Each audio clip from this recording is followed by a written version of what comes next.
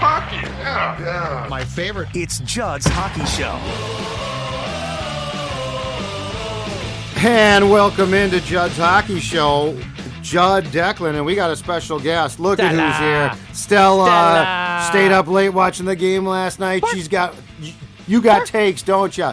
You got takes.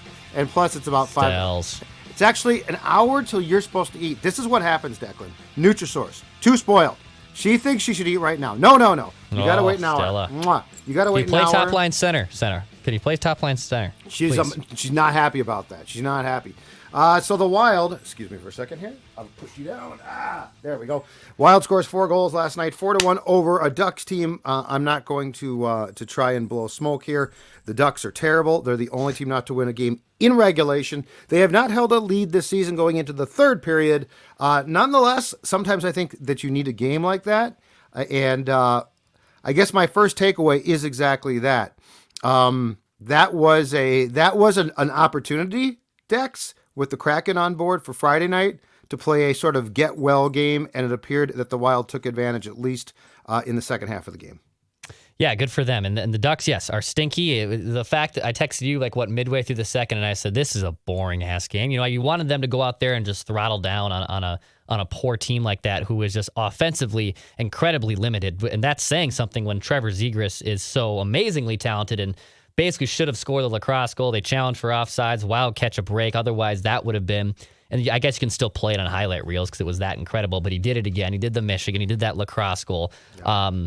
And also, just side note, I love the old school Mighty Ducks logo. Love the logo. Those Hunter Orange are just some of the worst in the NHL, man. The Giants and Orioles have worn those in baseball, right?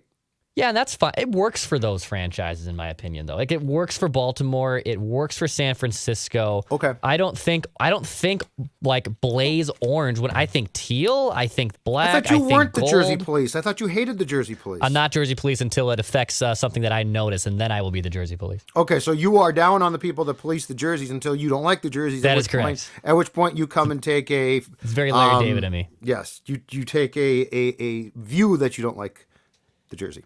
I was about to say something else, but I didn't want to say But back to the actual game. I thought it was awesome that Kirill Kaprizov basically took things over. Sometimes, and we've asked about this from superstar players in this town before, sometimes you just need your superstar to take things over. Couple power play goals for him, 9 shots on net. You can tell he came in maybe a little more pissed off because he got the match penalty and it got the maximum fine too, by the way, from the NHL for the dumb situation with Doughty. So maybe he came in with his hair on fire a little bit more than usual. And you need your superstar sometimes to take things over. Kirill did that. It opened then the floodgates basically in the third period. And the Wild were able to snap that goalless streak and hopefully maybe get back on track here after just a week of playing stale, pretty boring hockey. And Matt Dumba scores a goal. Yeah. So here's the thing that I liked about the Dumba goal, and it wasn't just him, but with the fact that this team hadn't scored a goal since I think there was 3:08 left when Boldy scored into an empty net against Montreal 3 games ago. I like the fact that the Wild ordinarily activates its defensemen offensively, but I felt that they activated them even more against the Ducks, and Dumba was standing right in front there, which is sort of a sad commentary on the fact that he really that the shot is not back yet, and it might never be back. But I loved the fact that they were being aggressive. Now, against the Ducks, it works. Is that going to work against a good team or cost you? I have no clue.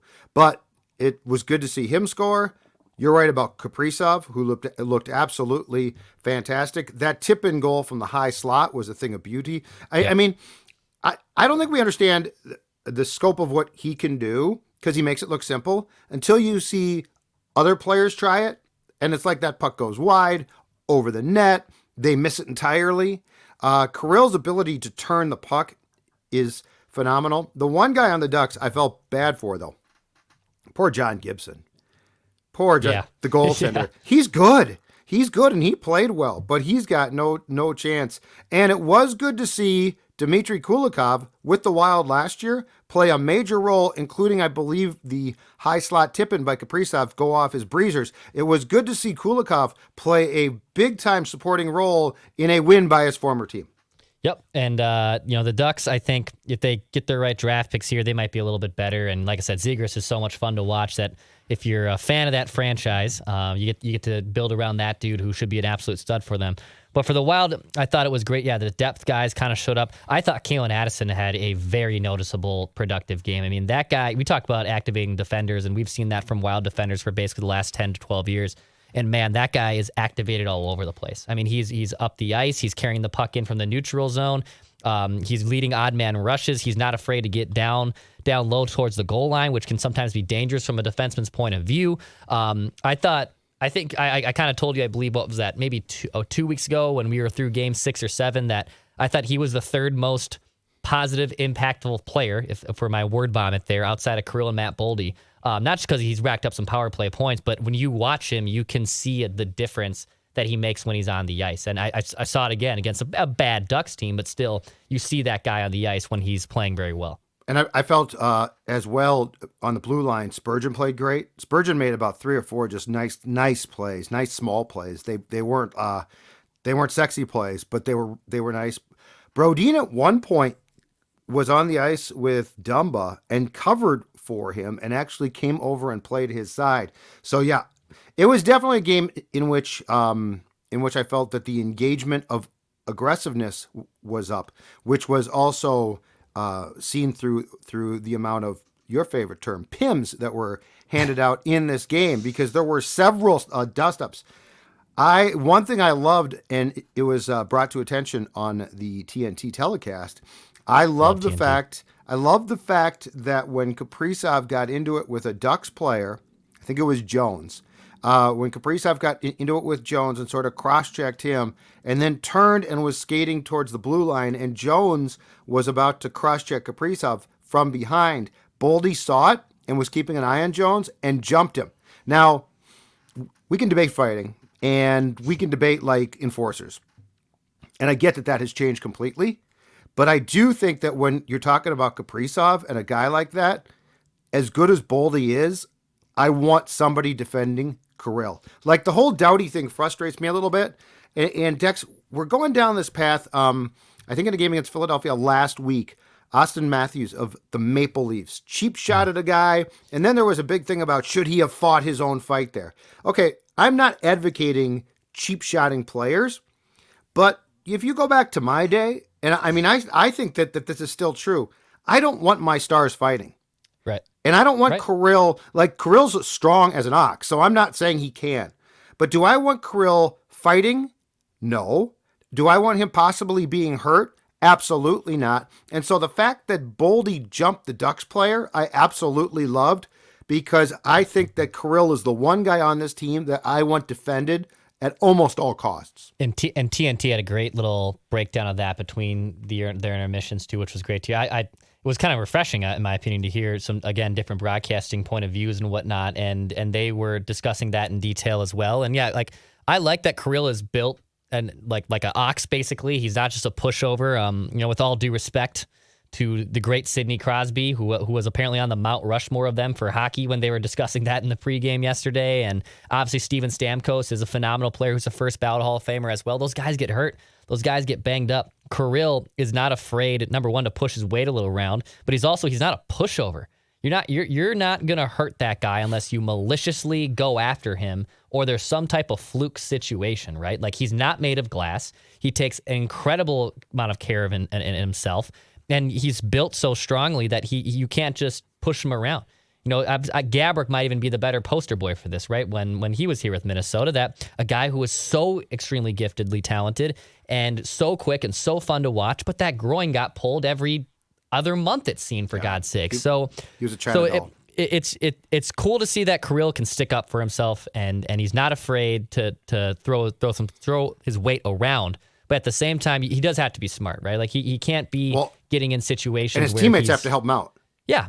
Like the Doughty thing, I guarantee you that somebody said when Kirill Kaprizov is being cross-checked into the boards and basically Doughty's trying to kick his ass, we need one of you guys to help him.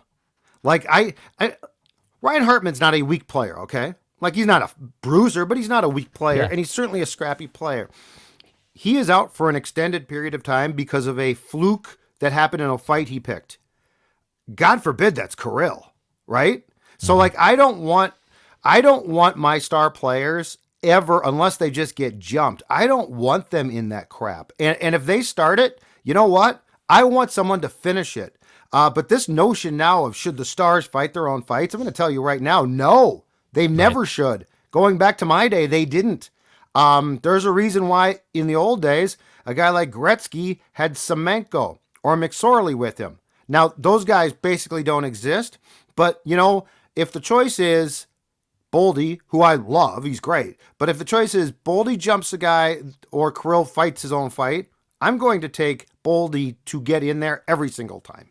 Absolutely, yeah, and he's a big boy too. I think we kind of forget how big Matt Boldy is for how skillful he is. He is a power forward, man. I mean, he's young. You know, I think you're still seeing, as much as he is a grown man, if you will, you're still seeing those baby muscles still turning into bigger muscles, right? Like you're still going to see that guy probably put on a few extra pounds of muscle between off seasons as he matures into an NHL player. So yeah, I like that this team has usually always had a pretty good effort when it comes to sticking up for themselves. For the most part, I would say maybe even better in the post-Parise Suter era. That group, whether it's Foligno, Ryan Hartman, Brandon Duhaime, they've always been pretty well at sticking up for themselves. For a team, by the way, too, to our point about height, that's usually been relatively small. You know, like Matt Zuccarello is a smaller guy. I know Kirill's built like a house, but he's not a tall guy. Boldy's taller for sure, and Kulikov's a giant, but this is a relatively shorter team, and they're still not afraid to stick up for themselves when the opponent does something that they probably shouldn't be doing. Exactly. The third line, which had Marco Rossi back at center last night, I thought played an extremely good game. Rossi early in the game turned over the puck a couple times, and I don't like that. But for the most part, I thought that he played well. And again, I think he's starting to find a stride. It's taking time. I mean, that to me, it's not like he is a massive disappointment, but this is taking time. All of that being said, and again, it's the Ducks, so that probably helped a little bit, Dex. But I thought that Rossi's play and the play of that third line last night was extremely encouraging. And the more that Rossi can play games like that, and in my opinion, get his confidence up, the sooner that this is going to start to click. And perhaps your Write That Down will come true, and he will record his first National Hockey League goal before we do Write That Down on Mackey and Judd next Wednesday. Yeah, I thought that line was phenomenal. And look, he's playing with Mason Shaw, who's a great success story after overcoming like 5 ACL tears, wherever the hell it is. He's a little guy, dude. He's tough. Yeah. But he's a small guy, but whew. And you certainly would like to see someone of Rossi's, pedigree play with maybe better teammates than Mason Shaw and Connor Dewar. But just with the way this team's obviously formulated with their injuries, he's playing with them. But regardless, not to throw shade on the line, it was good. When you notice them in a positive way, and I think you're starting to string together a decent showing from Marco after I called him a passenger basically for the first 6-7 games, and now you're starting to see him make an impact. He's not just being a passenger. You're starting to see him drive a little bit more. You're seeing him be noticeable in front of the net more. You're starting to see him mature, and as he's gotten his feet wet in those first 6 games, you're now starting to see, oh, this is where maybe there is something to be unlocked here more. And he's not just being a passenger and just trying to coast by and not making mistakes. He's starting to make an impact and it's starting to show up. Yeah, and I think that the key thing there to go back is confidence. I think when he starts to get on a roll and get confident, his willingness to play a physical game grows. And in training camp, in the exhibition games, the one thing that I saw, and he in those games, which obviously have a much different tone than these games, the one thing I saw was if he is willing to play tough, and he's, for his size, he's fairly strong, he is effective. To your point about the passenger thing, which I think you're exactly right about, if he lays off that and he tries to get away with some skill, he tends to turn pucks over. It's frustrating. Dewar earned praise up and down on the postgame show from Tocchet. And I think, again, he picked a fight against a tough guy, and actually I think knocked him out of the game. I'm not sure exactly what the injury was.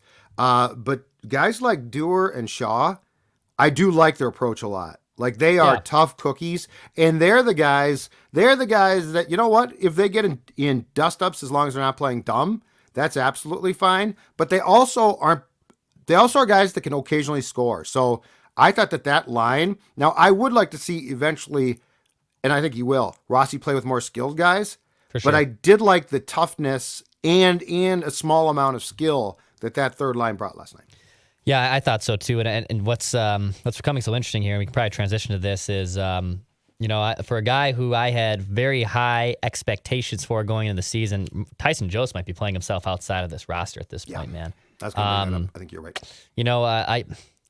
You made the case he came out of college a little too early, and that's probably true. He was log jammed in Colorado. I thought more from a defaulting standpoint because that team was just so deep, and he had a great training camp. Great preseason, noticeable in those situations, but it's been about 12 games, and he's also just played enough, I think, NHL games. I don't think there's some magical glass ceiling for him to break. And he's been given opportunities to play in significantly elevated roles, and he hasn't taken it. And it's not even patience from that point. It's just some guys just aren't cut out to be those players. And this is where, when we get into prospect hoarding, when we get in love to falling in love with prospects, and obviously it's different because Tyson Jost was acquired here, and the Wild fans themselves never had an attachment necessarily to him up until 6-8 months ago. This is where just prospects sometimes, and Tyson Jost, who was the 10th overall pick in a draft just 5 years ago, a lot of times they just don't pan out. And we're kind of watching that, I think, with Tyson Jost of, was he a great college player? Were situations, tough for him because he was playing on a deep team? Yes, but he's not the player that I think we all kind of thought he would be when he was giving elevated minutes and putting in a situation where he could be more. I think he's just a guy. Yeah, we talk about Jags all the time on Purple Daily on our Vikings podcast. Yep. He's a Jag at this point. I wouldn't be I don't know if they'll outright waive him, but he's probably going to be destined to the penalty, or to the press box, I should say, here soon enough when the Wild really start to get to full strength and become healthy. So he got scratched a couple weeks ago, I think, and then he came back and played really hard and played well. He is the definition in baseball quad A player. I bet you if he went down to Iowa, he'd tear it up. The issue is, and this is where Dewar and Shaw differ, the bottom 6 guys, and guys like Jost, have to play their asses off. Like they're not going to get by on skill. They've got more skill than most, but in this league, they're just guys unless they play their asses off. Jost doesn't do it, and the fact that he actually came back and played pretty well after being scratched, to me, is a massive indictment, because that means it's there. It just means that you're unlocking it, and now you're back to, well, my skill is going to get me by, and in no way, shape, or form is that true. So yeah, I think Jost, I think you're right. I think he's a guy who was worth a look-see. Sturm was going to sign, elsewhere. He got traded and won a cup with the Avalanche, and now he's with the Sharks. So he would have been gone regardless. So the trade is fine. But I think you fall in love with seeing the skill. The difference is this. Rossi still has to work hard, but there is hopefully an, unlimited, untapped skill, right? So he should just ascend. And that doesn't mean that he can cut corners, but it does mean that he has a lot more talent than Jost does. And Jost seems to think he's good. Which is why I go back to, and this guy's not a problem, but this goes to a conversation of a guy like Gaudreau. And when Gaudreau, who Dean loves and who does play his ass off, but when he's on that first line and now he thinks, I can make some plays. It's no, dude, you can't. You are Freddie Gaudreau. Look in the mirror. You're a hard worker.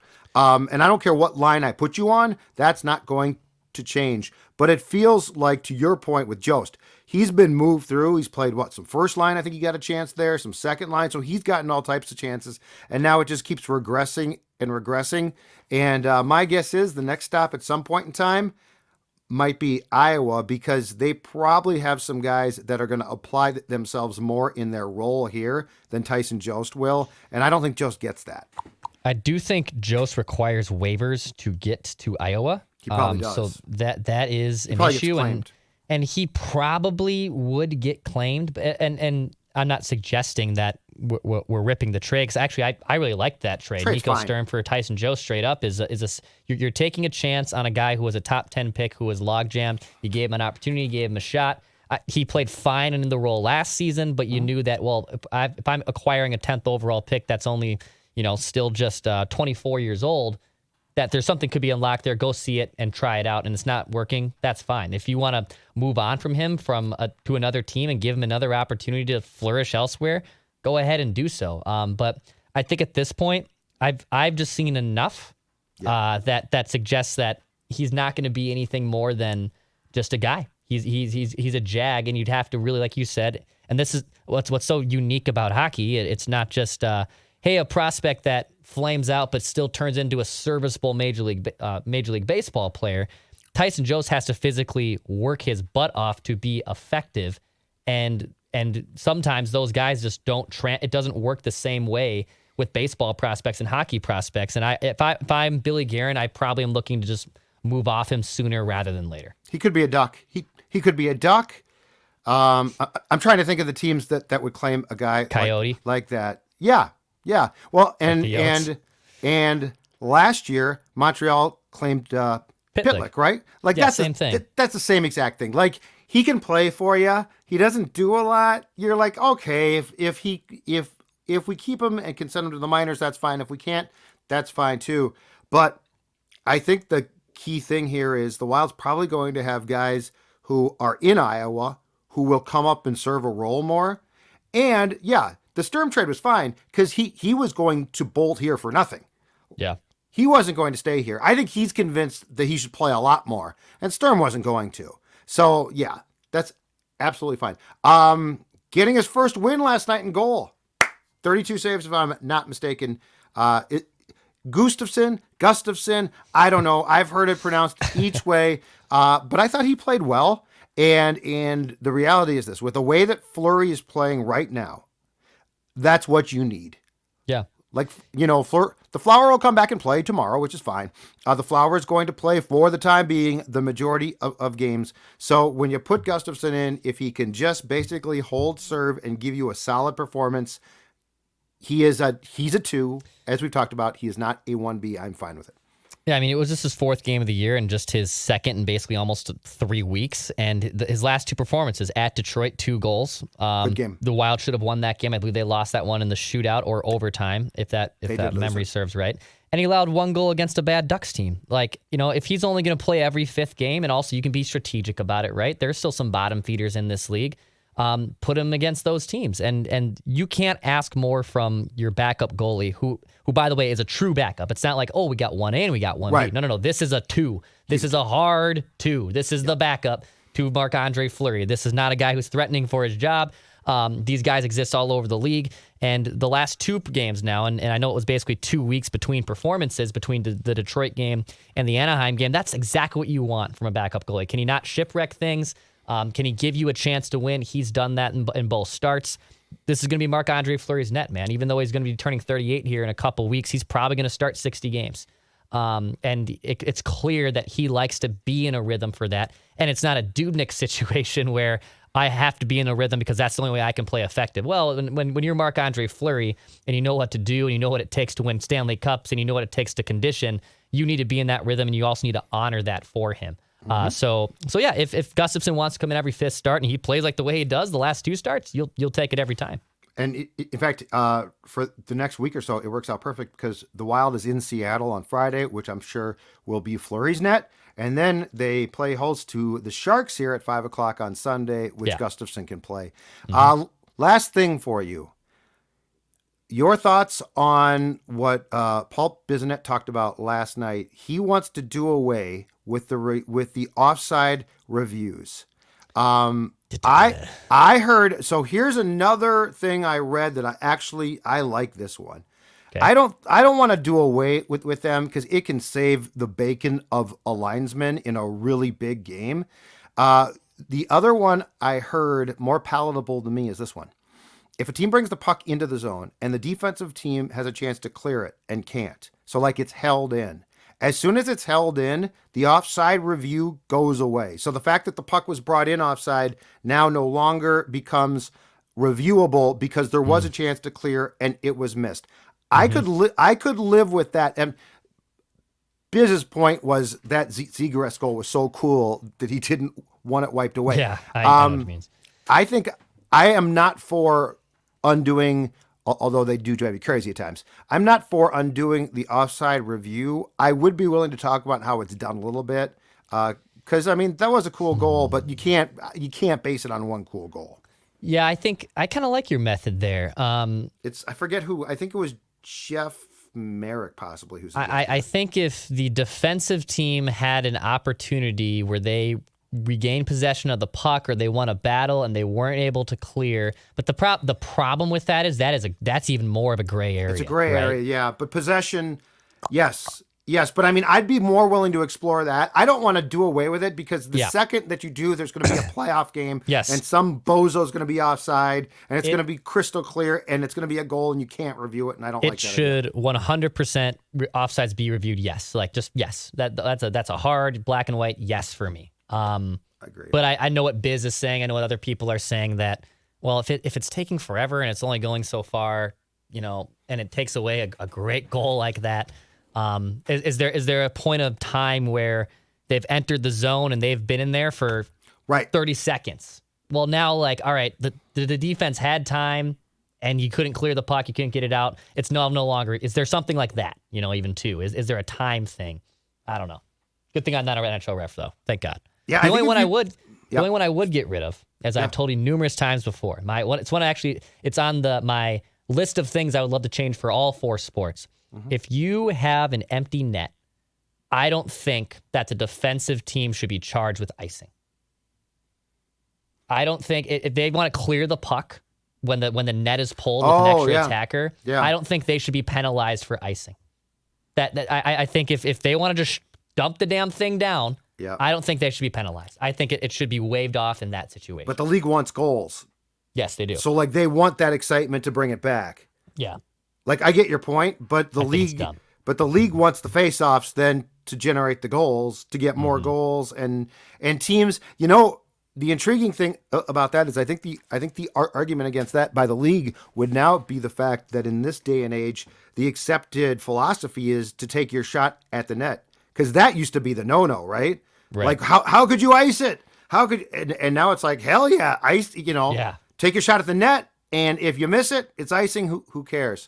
But yeah, I don't think you can do away with the replay on offsides, but it does drive me crazy when it's been like an extended period of time, I agree. 45 seconds, and now it's like, let's take a look at that again. So, all right, we're done. Take us home, man. All right, hit the subscribe button. Daily Minnesota Wild entertainment, basically. Well, close enough to it on this YouTube channel on Score North. This is Judd's Hockey Show. That's Judd Zolgad. I'm Declan Goff. Hit the subscribe button for Daily Minnesota Sports Entertainment. That's the tagline I was looking for. And also head on over to Purple Daily for Daily Minnesota Vikings Entertainment and Pass, Shoot, Score. Listen, you guys know what this is all about, right? Right? What's it all about? Spurgey? Hard work and having fun. That. This is about winning.